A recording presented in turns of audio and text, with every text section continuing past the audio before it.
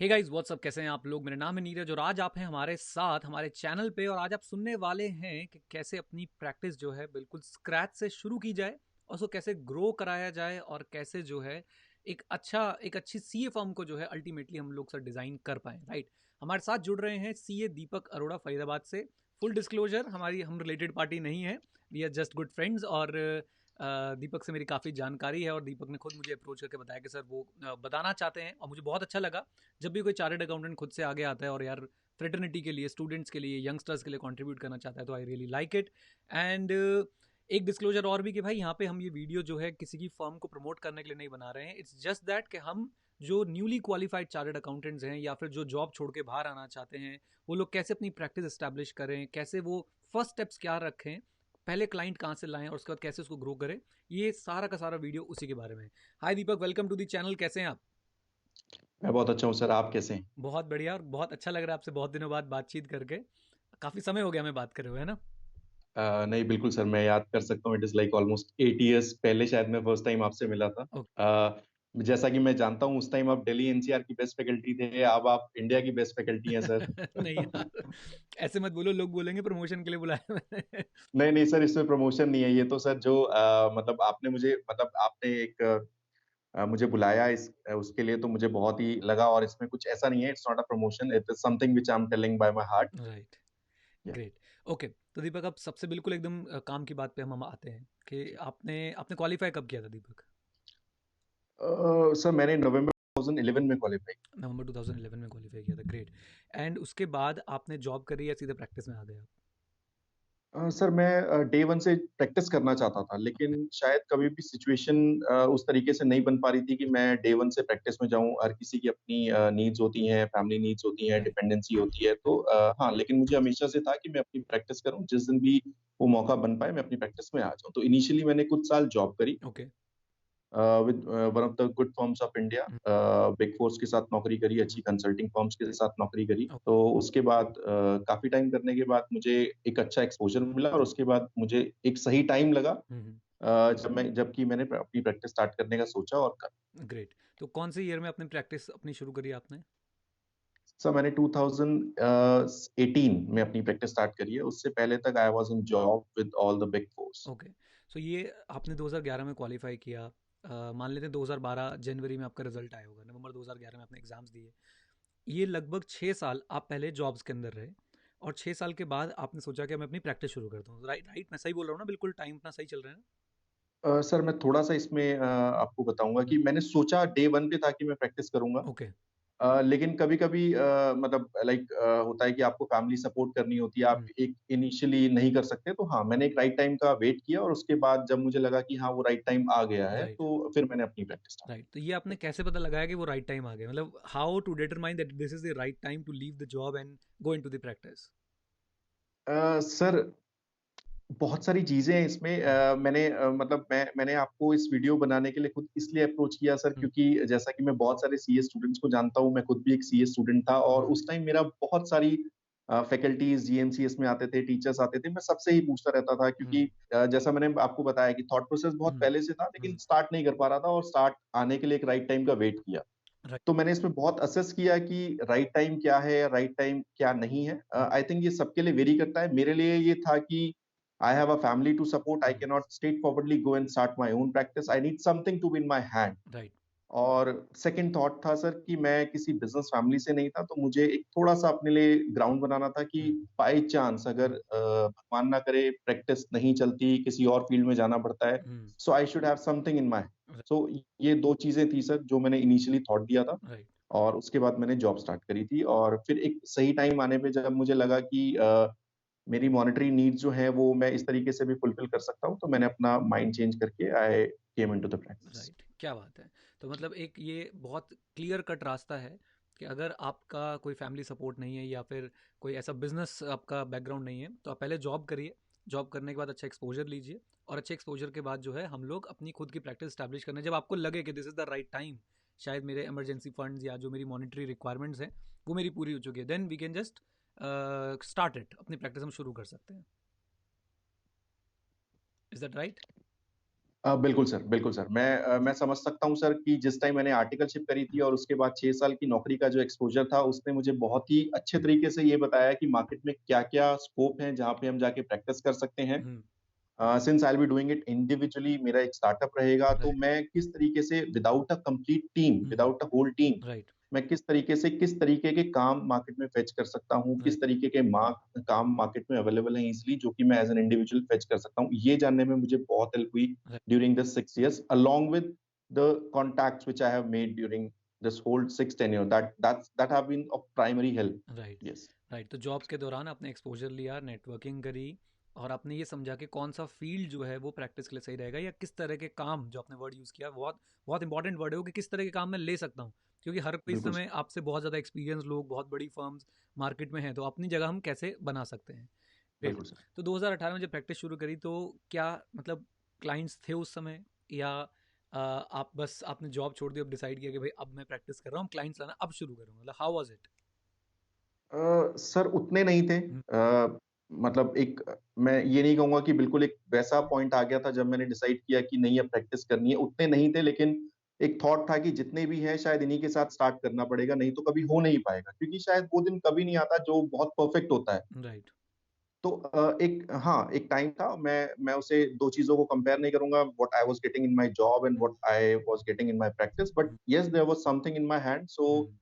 I gave it a thought and I started working towards more on them. Right. तो यहाँ से take away ये है कि भाई वो टाइम कभी नहीं आएगा जब आप परफेक्ट होंगे। आपको कभी ना कभी तो एक बार के लिए चाहे कुछ समय के लिए एक एक आपको पंच लेना पड़ेगा कि नहीं भाई अब मैं जॉब छोड़ रहा हूँ, प्रैक्टिस में जा रहा हूँ, बेयर मिनिमम में गुजारा कर लूँगा और धीरे-धीरे मैं उसको ग्रो कर लूँगा। Is that right? बिल्कुल राइट। सर। अच्छा दीपक आप अपनी तरफ से भी कुछ ऐड करना चाहो ना कहीं पे तो रिस्ट्रिक्शन मत लेना कि मैं नहीं, क्वेश्चन पूछूंगा तभी ऐड करोगे। मतलब इट्स अ नहीं फ्री डेफिनिटली सर। प्लेटफॉर्म तो आप जो भी बोलना चाहते हो बिंदास होकर बिल्कुल बोलना ठीक है। मैं तो बिल्कुल अपने सर। क्वेश्चंस पूछ पा रहा हूँ जो मुझे लगता है कि एक सीए स्टूडेंट पूछता। तो दीपक आप उन बच्चों को क्या बोलोगे उन यंगस्टर्स को आप क्या बोलोगे जिन्होंने अभी क्वालिफाई किया है और वो कहते हैं जी मेरे को अभी प्रैक्टिस करनी है उनके लिए आपकी क्या गाइडेंस है? सर मैं समझता हूँ उनको ये देखना पड़ेगा कि प्रैक्टिस का थॉट क्या है और कहाँ से आ रहा है। आई मीन मैंने मैंने कुछ लोगों से बात करी तो शायद उनको लगता है कि हमने बहुत सक्सेसफुल चार्टर्ड अकाउंटेंट्स को देखा है जिनके बड़े-बड़े ऑफिसेज होते हैं, ज़िंदगी में अच्छा पैसा कमा रहे हैं। अगर वो मोटिव है तो आई थिंक हम कुछ लैक कर रहे हैं। जो मैं बताना चाहूँगा कि उन लोगों ने शायद अपने टाइम में हमसे ज़्यादा मेहनत करी। एग्जैक्टली। क्योंकि हम्म। क्योंकि आज हमारे पास रिसोर्सेज हैं सर, हम्म। हम इस तरीके से बात कर पा रहे हैं, शायद उस ज़माने में वो रिसोर्सेज नहीं थे, उन लोगों ने हमसे ज़्यादा मेहनत करके ये जो उन्होंने आज अचीव किया है, वो किया है। तो डेफ़िनेटली अगर आपने मन बनाया है सर मेरे को लगता है 2 कारण होते हैं, एक होता है कि मेरा पैशन है, नहीं मुझे प्रैक्टिस करनी है। सीए प्रोफ़ेशन सर अपने आप में ही प्रैक्टिस के लिए ही बना है। हम्म। अगर आप देखें कहीं पे भी लॉ में भी हर जगह हमें प्रैक्टिसिंग चार्टर्ड अकाउंटेंट की तरह ही ज़्यादा पहचाना जाता है, ना कि राइट। इन अ जॉब ज़्यादा अच्छी तरीके राइट। से पहचाना जाता है। अगर आपका पैशन है, आपने प्रैक्टिस ही करनी है, तो आई थिंक अगर आपका पैशन है तो अब तक आप डिसाइड कर चुके होंगे कि आपने कुछ फील्ड सेलेक्ट किए होंगे क्योंकि आजकल सर रैंडम प्रैक्टिस नहीं होती। It's not about that I just want to start my practice. I it's just about that I want to serve something to the society right. and I do have something in my mind right. towards that. Like for example, किसी को GST बहुत पसंद है, तो वो somehow उसी को practice करते-करते उसी का एक प्रोफेशन में एंट्री ले लेता है। तो ये चीज़ सर बच्चे को देखना बहुत ज़रूरी है कि उसका प्रैक्टिस में आने का मेन रीज़न क्या है? राइट। अगर उसके पास बहुत अच्छा रीज़न है ही शुड डेफिनिटली कम क्योंकि प्रैक्टिस इनिशियल ईयर्स में सर बहुत चैलेंजिंग होती है राइट।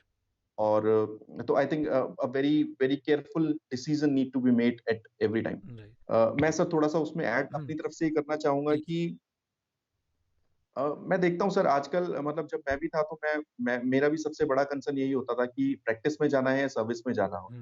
तो मैं ओवर द टाइम जब मैंने सर्विस करी और जब मैंने प्रैक्टिस करी तो मैंने एक चीज़ बहुत अच्छे से फिगर आउट करी कि सर्विस भी बहुत अच्छी है सर, उसमें भी आप बहुत अच्छे लेवल तक जा सकते हैं, आप इंडस्ट्री में काम कर सकते हैं, आप कंसल्टिंग में काम कर सकते हैं। आजकल ग्लोबल सर्विसेज़ से बहुत अच्छा ऑप्शन है कि आप अपनी सीए डिग्री में सीपीए और एसीसी ऐड ऑन करके आप किसी भी फॉरेन कंट्री में जाके सेटल हो सकते हैं। Right. vis-a-vis vis-a-vis practice is a bit challenging these days. So I think वही लोग जो बहुत सीरियस हैं, जो सब्जेक्ट को लेके पैशनेट हैं, should definitely come and start doing their own practice. Right. और यहाँ पे मैं एक चीज़ और ऐड करना चाहूँगा दीपक, मुझे लगता है कि आपकी अप्रोच मुझे इसलिए सही लगी कि आपने एक बेस बना लिया और जो बिना बेस बनाए अगर आप आएंगे तो शायद बहुत जल्दी टूट जाएंगे, बहुत जल्दी आप एग्जिट लेने का आपका मन करेगा क्योंकि जब आपके दोस्त लाखों रुपए कमा रहे होंगे जॉब में और आपकी प्रैक्टिस में इनिशियल बिल्कुल आप क्वालिफाई होते ही अगर आ जाएं और आप कुछ नहीं कमा रहे होंगे, थोड़ी दिक्कत हो सकती है। मैं हर प्रैक्टिस वाले इंटरव्यू में एक बात याद करता हूँ, वीजी सर बोला करते थे, विनोद गुप्ता सर, कि प्रैक्टिस में तभी उतरना क्वालिफाई होता है या तो आपके फादर सीए हो जिनकी प्रैक्टिस हो, या आपके फादर इन लॉ सीए हो जिनकी प्रैक्टिस हो। बिल्कुल सर। राइट। बिल्कुल sir. So my I think मेरे ख्याल से ब्रॉडर ओपिनियन अपना यही बन रहा है कि आप सीए क्वालिफाई कर लीजिए, जॉब करिए और उसमें सीखिए कि आप अपना जो पैशन है, जो आपका बैक ऑफ द माइंड में थॉट है, आप उसको रखिए कि भाई ये चीज़ जो है मैं करना चाहता हूँ, लेकिन मैं 5-6 साल तक मैं स्टडी करूंगा इसको और अच्छे से अपने अंदर वो लीडरशिप और मैनेजरियल स्किल्स में जगाऊंगा जो एक्चुअली प्रैक्टिस के लिए चाहिए होते हैं, एंड देन मैं प्रैक्टिस की तरफ आ जाऊंगा। आई थिंक ये एक अच्छा ओपिनियन मुझे लगता है, ऐसा ये अच्छा रास्ता मुझे लगता है। बिल्कुल सर, बिल्कुल सर। राइट। मैं इसमें ऐड ऑन करना हाँ चाहूँगा जी। सर, मेरा जो फर्स्ट क्लाइंट था वो मुझे उसी जॉब से मिला था। तो ओके। आई थिंक आप वहीं से स्टार्टअप कर सकते हैं सर। ओके। ग्रेट। तो क्लाइंट्स भी आपको जॉब्स के थ्रू जो है नेटवर्किंग के थ्रू अच्छे मिल जाते हैं। जी, अच्छा दीपक, जी। चैलेंज क्या क्या है जब आपने प्रैक्टिस खोली? पहले तो ये बताओ कि लाइफ स्टाइल क्या चेंज हुआ? लाइफ स्टाइल में डेफिनेटली चेंज आएगा। जॉब में तो भाई सुबह उठना है, एक टाइम पे पहुंचना है, शायद बॉस की भी सुननी है, बहुत सारी चीज़ें और भी हैं। लाइफ स्टाइल चेंज क्या है, सबसे पहले बताओ ये। सर, लाइफ़स्टाइल में बहुत चेंजेस आते हैं। मैं आपका थॉट प्रोसेस बदल जाता है सर। हम्म। अभी इससे पहले 2018 से पहले मैं हम्म। सोचता था कि मंथ एंड पे सैलरी आ जाएगी, उससे पहले कि मेरे एक्सपेंडिचर्स तय होते थे, बाद के एक्सपेंडिचर्स तय होते थे, लाइफ ईज़िली होती थी। लेकिन अब उसके साथ-साथ मुझे अपना वर्किंग कैपिटल मैनेज करना पड़ता है। समटाइम्स मतलब जैसे इसमें सैलरी की तरह नहीं होता सर कि हर मंथ एंड पे आपको एक पैसे आ रहे हैं। कुछ महीने आपको ऐसा भी होता है कि पैसे नहीं आ रहे। Right. So I think for any fresh chartered accountant, it is like the biggest challenge. Hmm. You don't have a fixed commitment every month, but you have a fixed expenditures when you go up with your practice. तो मैंने एक thought दिया था कि मैं कैसे आपके साथ बैठ के थोड़ा सा इस पे भी डिस्कस करूंगा कि किस तरीके से हम चीजों को रिड्यूस कर सकते हैं। तो प्लीज मुझे बताइए। लगता है सर सबसे सबसे बड़ा चैलेंज आपका वर्किंग कैपिटल को मैनेज करना, रादर वर्किंग कैपिटल से पहले सिर्फ अपना कैपिटल मैनेज करना सबसे बड़ा चैलेंज रहता है सर। तो कैसे आपने फिर मैनेज कैसे किया, ये भी बताएं। सर, इनिशियली हमारे सीए प्रोफेशन में अब जिस तरीके से आजकल बच्चे आर्टिकलशिप वगैरह करते हैं, बड़ी फर्म से करते हैं, जब मैंने स्टार्ट किया था तो बहुत इनिशियली मुझे भी था कि शायद चीजें अच्छी होंगी, लेकिन आई थिंक किसी भी अपने वर्किंग कैपिटल को मैनेज करने के लिए आप रिकरिंग तरीके के क्लाइंट्स अगर पकड़ने की कोशिश करेंगे, जिनसे कि आपको एक फिक्स्ड मंथली रेम्युनरेशन कुछ आने लगे, तो I think that will be of really help. उससे आप बहुत एक अपना लॉन्ग रन में अच्छा काम कर सकते हैं, क्योंकि ये एक बहुत बड़ा चैलेंज होता है सर आपकी, अगर आप अगर क्लाइंट पकड़ रहे हैं जिससे एनुअल फीस आनी है, वो एनुअल फीस का भी टेन्योर, लाइक फॉर एग्जांपल अगर मैं कहता हूँ कि उसमें भी आपको क्रेडिट देना है उसे, like for 3 months, then it goes more than like a year. Right. So I think कुछ रिकरिंग काम, आजकल बहुत सारे इस तरीके के जीएसटी ने हमें ऑप्शन दे रखे हैं कि हम रिकरिंग काम कर सकते हैं, जिससे हमारा वर्किंग कैपिटल बहुत अच्छे से मैनेज रह सकता है। राइट। इसके अलावा सर एक बहुत बड़ा चैलेंज जो मुझे फेस हुआ था कि ऑफिस का मेंटेनेंस, कि आज की दुनिया बहुत तेज है सर। ऑफिस, आपको अपना ऑफिस चाहिए होता है यूजुअली। सही बात है। It it it it really adds up to your clientele value. Right, मतलब दिखना चाहिए ऑफिस, ये बात बहुत आपने इंपॉर्टेंट बोली। कई बार हम लोग घर से ही ऑपरेट करते हैं इनिशियली, लेकिन बिल्कुल। मैं शायद ये बोलना चाहूँगा कि जैसे आपके पास एक अच्छा कैपिटल हो या आपके पास रिसोर्सेज हो, तो तुरंत अपना एक कॉर्पोरेट ऑफिस टाइप एक अच्छा ऑफिस आप बनाएं। राइट। हाँ जी, तो ऑफिस मेंटेनेंस पे आप बता रहे थे क्या चैलेंजेस थे?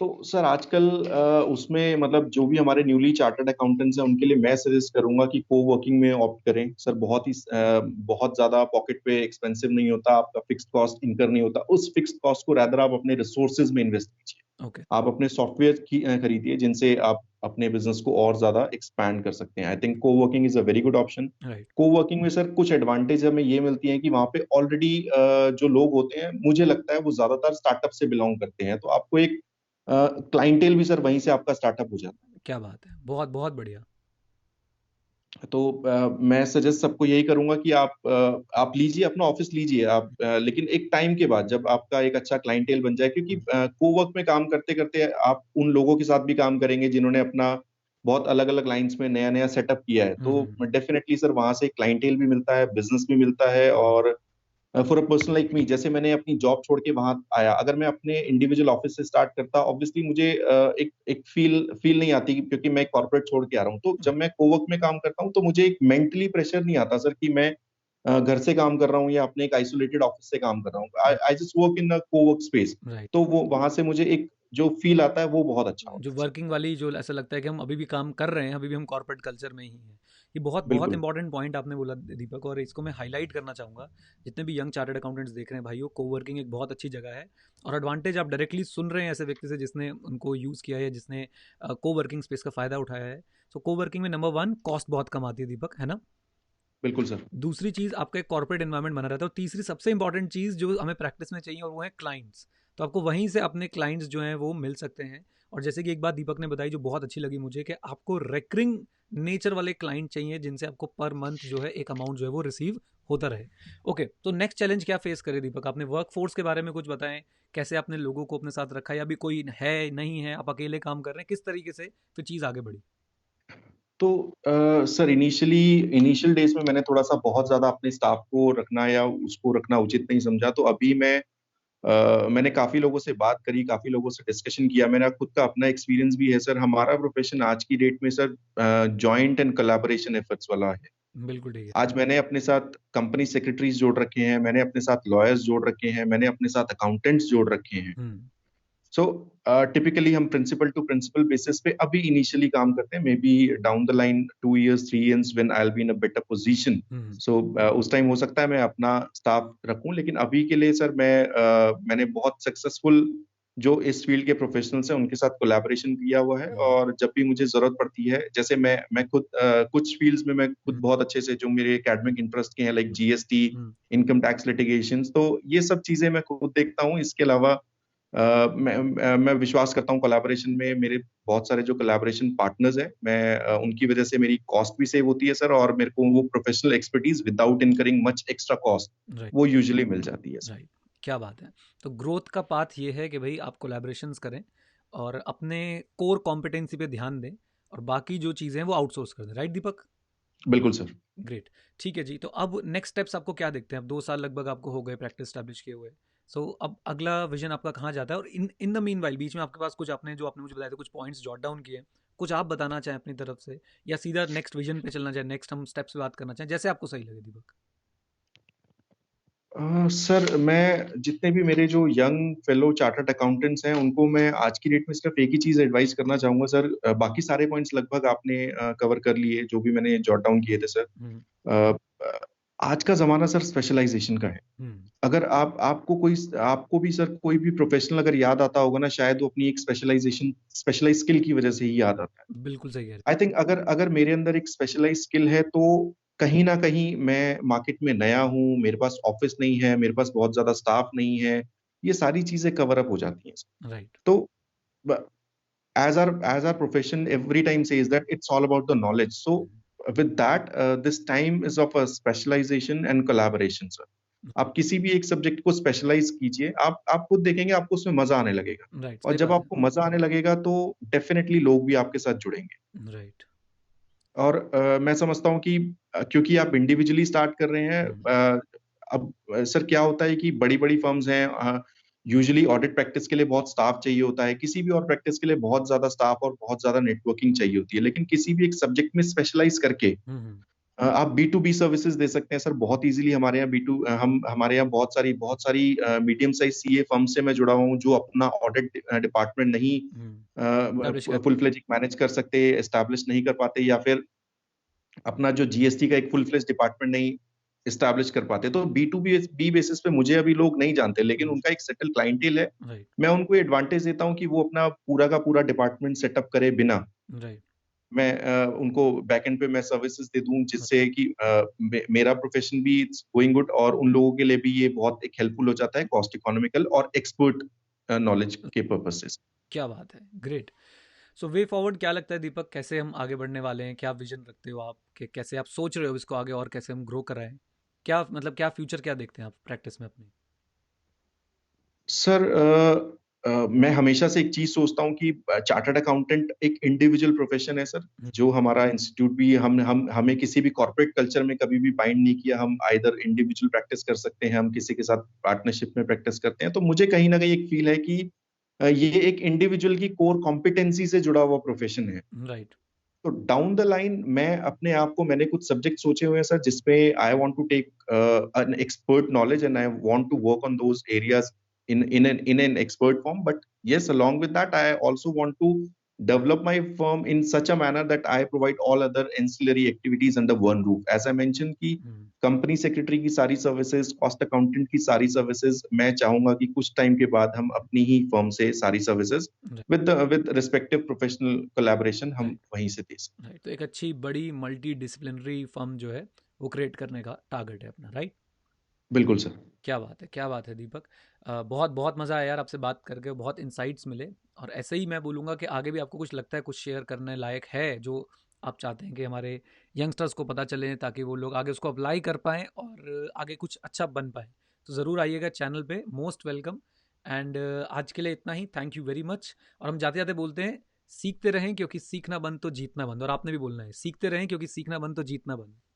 सीखते रहें क्योंकि सीखना बंद तो जीतना बंद। Thank you sir, thanks a lot for your time and patience to hear me. Thank you. Thank you जी, ओके।